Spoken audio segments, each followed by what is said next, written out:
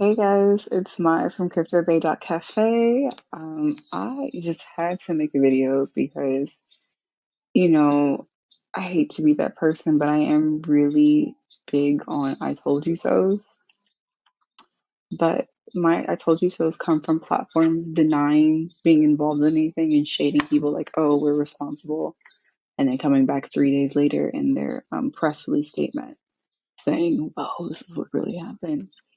So the primary target today is Voyager. So Voyager, as you know, was one of the earlier Tradifi platforms that offered yield. It was a yield-bearing platform. When I first signed up for this platform, I don't use it. I signed up for it though, right? Like I signed up for all of them to test them out to see what's the tea. They did not have a feature immediately to withdraw, so that was a red flag for me. If you think that you can just create a a platform that is unwithdrawable for users. I don't know if you're in crypto for the right reasons. I think you wanted to make a bag. You saw people, holding assets, and you're like, let me get involved because I can profit from transactions. But it is what it is, right? The same thing with Robinhood offering crypto on their platform before anyone could withdraw. You know how much money they had on their platform just from crypto holdings that were unwithdrawable for about like 4 to 5 years? A lot of money. So when Voyager offered and I saw these yields, and I was like, it's weird, but I'm not going to address it because it's like, that's not what I do. So I never cared for it. But I was always very skeptical of the platforms like this. So a few weeks ago, you noticed a few platforms are, going through hard times because they lended out money to crypto venture funds, which are basically people saying like they have a lot of money and they hold a lot of crypto and they keep amassing crypto with like they're either their own personal resources or whatever finances. So they basically like build themselves up to millions of dollars. And then crypto exchanges or TradeFi were like, oh, well, you seem to know what you're doing.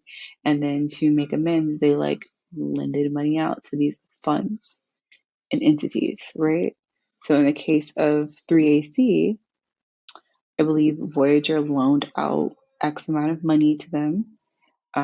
However, 3AC was being very, very irresponsible with their money, correct? So they basically got liquidated on one of their loans and lost, I think, a billion. I have to double check, but this is not the point of the video. The point of the video is that companies will say things, but when you know, and this is the thing about it, people, if I can't withdraw my money, I have a reason to ask what's going on.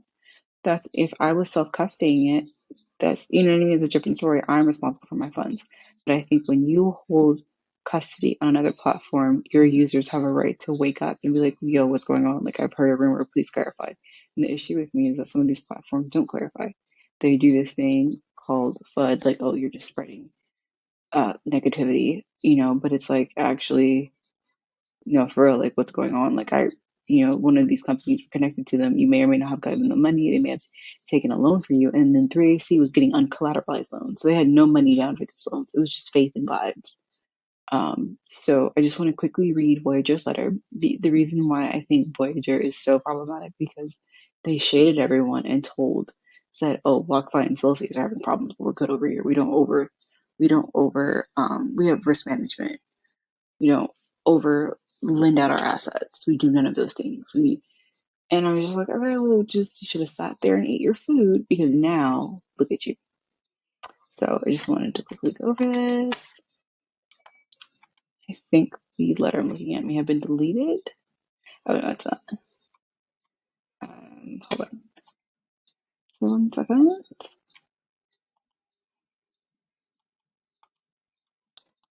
I know my screen looks nuts, you guys. I have a lot of projects going on. Please don't judge me. Okay, so Voyager Digital provides an update on assets. This is June 14th.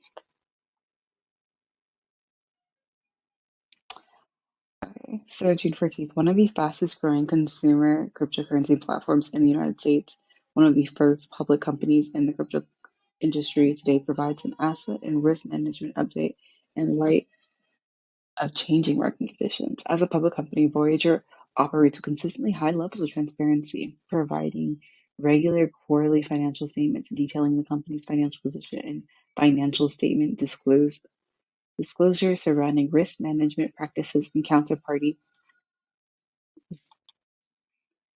exposure.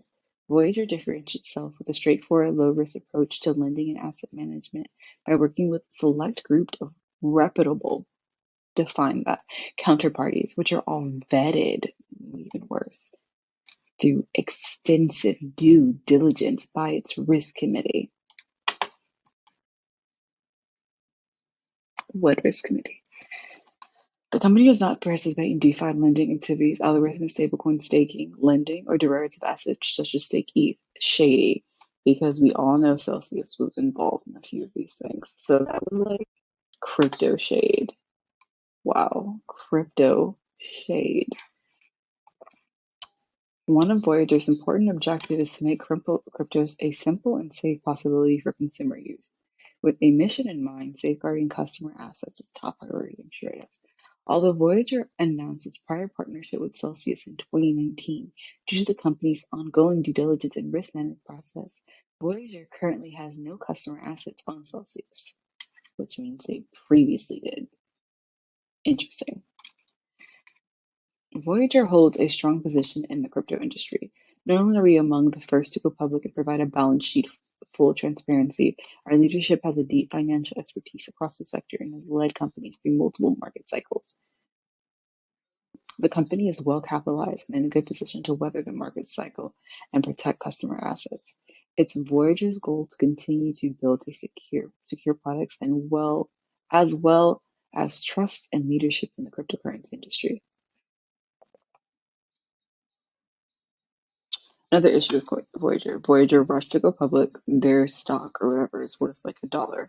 So I don't know what's up with everyone rushing to go public. Like you have to know, like as a cryptocurrency company, when you rush to go public, you will be put under so much scrutiny and like, you know what I mean? Like not to say you shouldn't be aware of scrutiny, but like the money matters now. Like you now have to meet financial goals.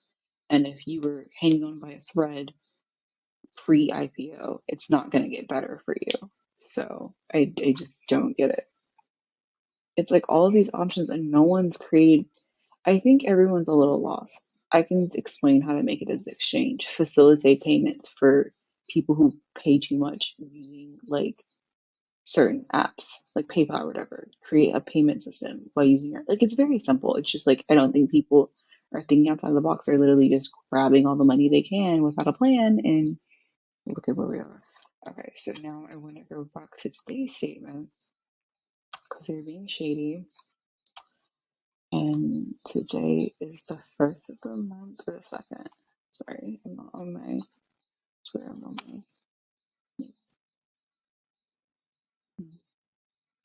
And now we have a message from Voyager and update to customers. Here we go. Today, Voyager made a very difficult decision to temporarily suspend trading, deposit withdrawals, and loyalty effective at 2 p.m. Eastern Daytime on July 1st. So this was made July 1st, 14:14 military time, 12:1. Yeah, I don't.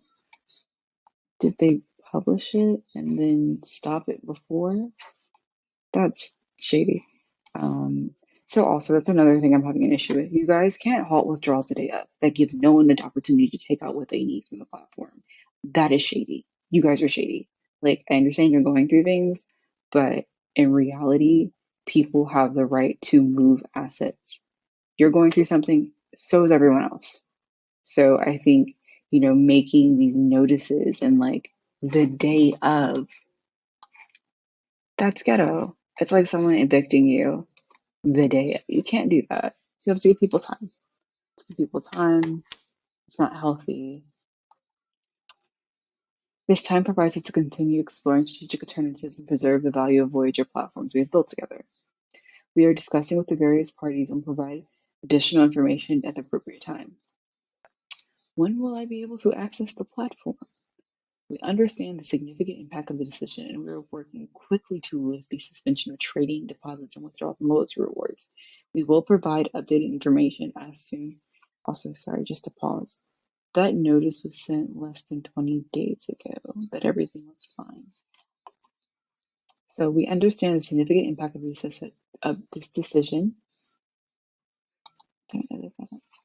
We understand the significant impact of this decision, and we are working quickly to lift the suspension on trading deposits, withdrawals, and loyalty rewards. We will provide updated information as soon as it becomes available.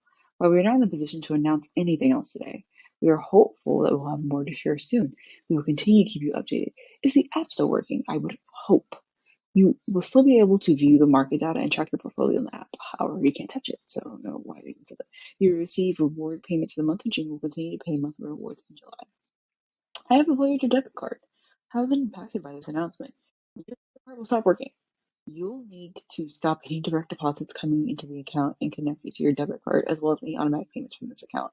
This is ghetto because, like,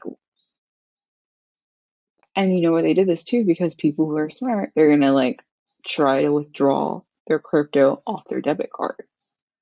So yeah, they shady. What does exploring strategic alternatives mean? Voyager's up for sale. We are in discussion with various parties regarding additional liquidity to go forward strategies for the company. While we do not have anything else to share today, we'll be working diligently and hope to have more information soon. What is happening with Three Arrows Capital? At least they're trying, to be honest. Why haven't they repaid your loans? Press reports state that they've been forced into liquidation. What does that mean? Questions about the status of Three Arrows Capital should be directed to him. Oh honey, it's bad. Wait, they said return question to sender. I've never seen such a little nasty press release. Voyager is actively pursuing recovery from 3AC through a court-ordered liquidation process. The Virgin Islands intends to pursue other remedies as well. So I have a treat for you guys. I'm going to pull up the actual amount that 3AC took from Voyager because rude. Like 3AC is obviously insolvent. It's like axing someone who stole something. Where's the money at? Probably under, like in another country. That's rude. What? So I'm gonna show you guys how much money was lost in 3AC to clarify, and then you can form your own decisions. In a few weeks on my podcast, I'm going to probably make a chart for everyone to see how far this situation has spread. Because I think it's going to continue to get bad because we just don't know who loaned money out to who. And unfortunately, this is kind of like how it comes out. I hate that. But yeah, it sucks, dude.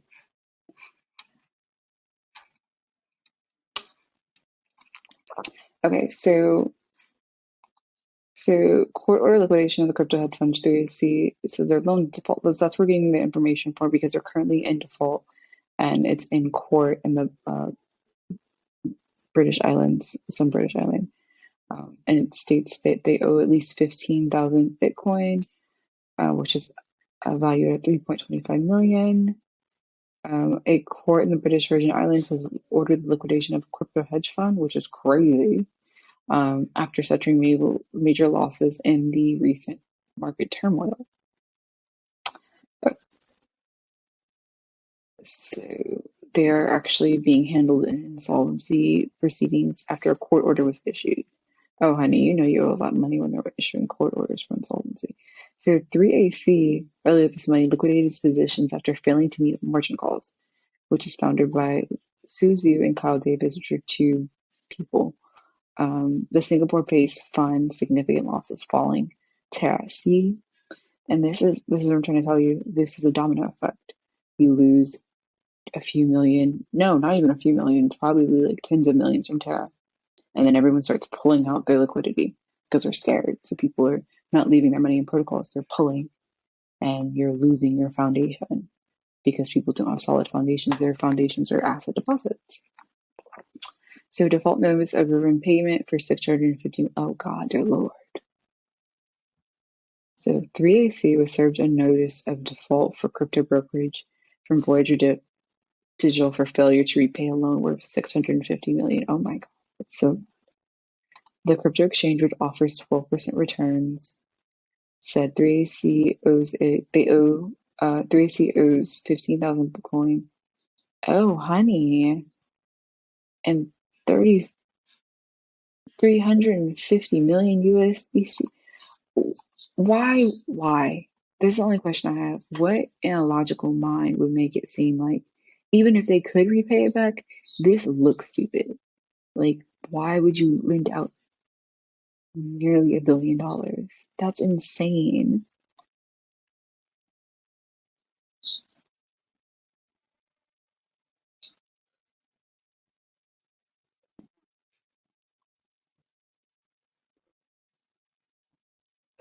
On June 15th, amid the prospect insolvency, the firm earlier this year was reported to have hired a legal team of financial advisors to look through possible solutions for investors and lenders. Options including asset sales and rescue packages.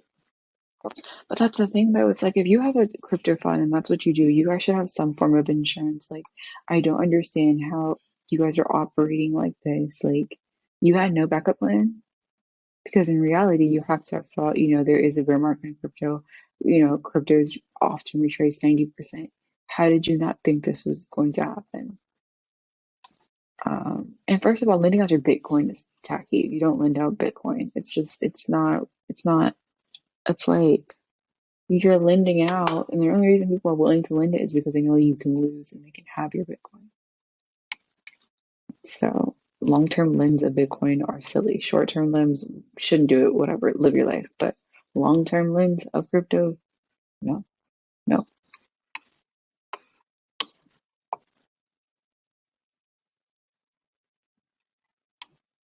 So let me look for some specifics. I need to see some balance sheets. One moment.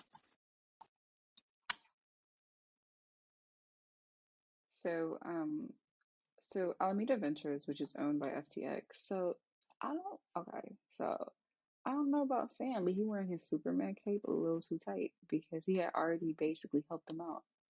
That's crazy. So he gave them a $200 million loan to safeguard customers' assets. And let's reiterate, Voyager is not being nice. They were given money to do it. So now this makes it even worse. You guys were given $200 million to protect customers' assets, to prevent withdrawals, and you still, you know what I mean? Like you guys still limited withdrawal. So I don't understand that. What was the purpose of giving them 200 mil if it wasn't going to stop the withdrawal or swap process on their platform?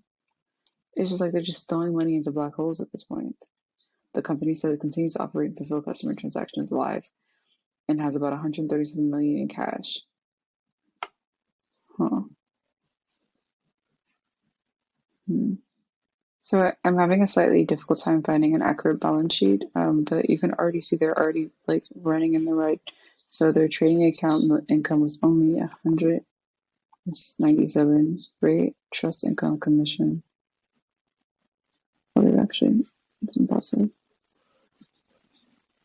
But look at their expenses. Their expenses are like, that's what I'm saying. All these crypto companies, like, they'll be doing all this, but then their expenses are like 273 million. Like, okay.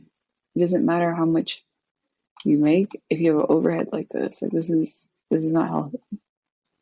Total interest expense depreciation. What if they depreciate? Other operating. Oh my God. So they have total expenses. That's like $300 million. Yeah. Oh, operating expenses they may be able to write off, so that might not include in their expenses. Operating income. Oh, baby. Pre-tax income. This just looks horrible. What is the bottom? I just don't understand how this is at all deemed as profitable. It looks like really bad. And their stock is at 32 cents. It's God. Hold on. One second. I'm going to find it. So I'm having a slightly difficult time finding an accurate balance sheet, but you can already see they're already like running in the right. So their trading account income was only 197, right? Trust income commission. Oh, actually, it's impressive. But look at their expenses. Their expenses are like, that's what I'm saying. All these crypto companies, like, they'll be doing all this, but then their expenses are like 273 million. Like, okay. It doesn't matter how much you make if you have an overhead like this. Like this is not how total interest expense depreciation. Oh, what if they depreciate? Other operating. Oh my god. So they have total expenses. That's like $300 million. Yeah. Oh, operating expenses they may be able to write off, so that might not include in their expenses. Operating income. Oh, baby. Pre-tax income. This just looks horrible. What is the bottom? I just don't understand how this is at all look deemed as profitable.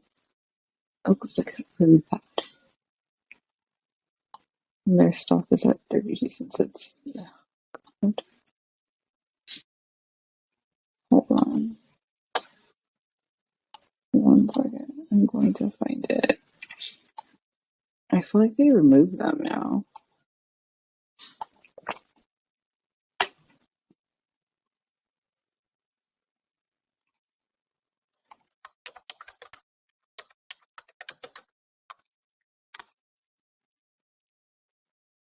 Okay, cool. Got it.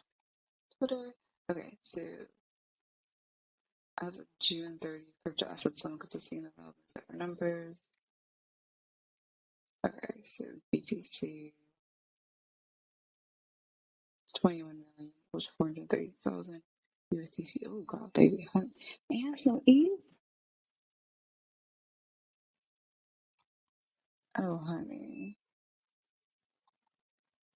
Oh honey. Oh no, yeah. Oh cool. This is from nothing.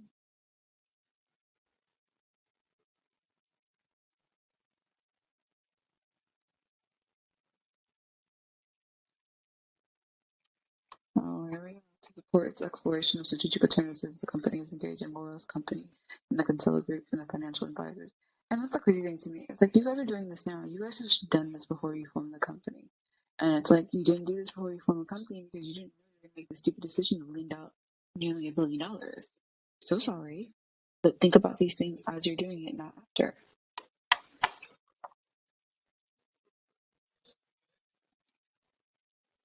They still have 685 million. Oh no. Oh no. Crypto assets in thousands. Oh, oh, oh, honey.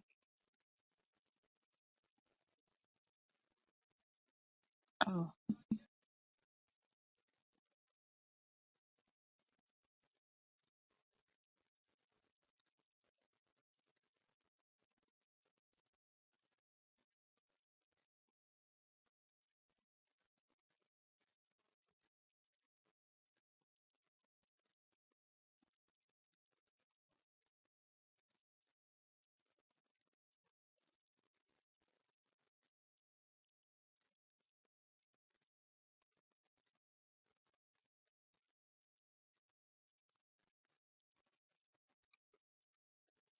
my issue is I don't understand why you guys didn't require any form of collateral.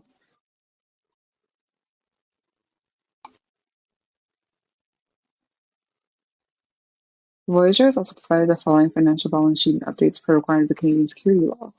All figures are preliminary, non-reviewed, unaudited, subject to final adjustment. So what that means is they're not realized gains yet because they're still in the process, but they say, baby, read them and weep. Okay?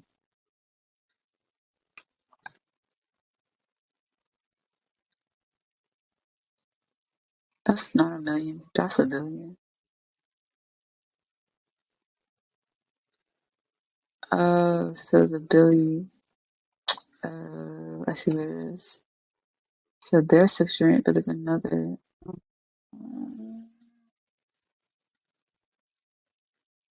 Oh my god.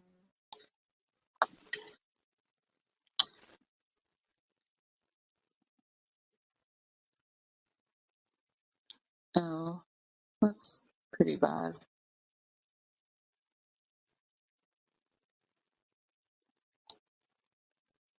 Yeah, who's counterparty A? Because as you can see, it was a billion. 3CA was the 687,000. Who has the rest of the money? See, that's what I'm saying. Like, we're not gonna know about all of it until legal proceedings come out, and that's the issue I have. It's just like we don't know how bad it is. So I think the best way to do it. So with the publicly traded companies, it's easier because we can see negative on their balance sheet, so we know like if it's over like 20 million, I would say it's probably a loan. And then for them to say, oh, we don't do DeFi, yeah, you just lend it out to random funds, which are like two people basically in their trading generally to get interest. You know what I mean? Like, I don't think that's better. I mean, you had one L instead of like multiple L's, but the one L you took was nearly $1 billion L. Like, if you compare the two situations to Celsius, at least they were trying. No credit to them. I don't even want to. My podcast with Peely will talk about Celsius, but at least they tried, air quotes. This is you being lazy and lending out nearly $1 billion to one firm. And you literally said in other pages that you guys had a research and risk analysis team. Where are they now? Can they come to the camera and discuss this? So, yeah, okay, that was Voyager. Yeah, I don't think this is good. Just because people are like lending, losing, and then telling holders like 3 days later. So at this point, let's just look at all of them as the enemy. Like, what's next? PayPal should be fine. Doesn't take camera. Is PayPal okay? Is Uphold? See, the thing I don't know about these platforms. I don't understand why you guys would use them. Like, I don't know about them, so now I'm just like surprised every day. Like, what the fuck do they do? Because I don't even think this is normal. Okay, well, thank you guys for watching my 329 rant. I hope this helped understand some of the contagion. Um, and again, I love to say this, not your fees, not your crypto. Get your stuff off these exchange guys. I will make a new video this week. I'll try. I won't promise, but I'll try to review software wallets and hardware wallets because, as I keep saying it every time, I don't think I made a physical video as to what wallets I use. I have a few, so I'm gonna show you guys some of them and like how to like activate them and stuff. So like now you get yourself into the habit of like buying crypto and then moving it off immediately. When buy crypto there, you just need to get it off instantly. Like it's not something you buy and keep. Buy it, move it. Buy it, move it. It's very simple. It doesn't cost you very much either. So why not? Be safe. At least until all of this like chills and cools down. Get yourself to exchange. You can always put it back if you feel the need to, but wouldn't you rather have it than trying to like fight for it in bankruptcy court? Just saying, okay, sorry, I was mean. Okay, bye guys. Good night.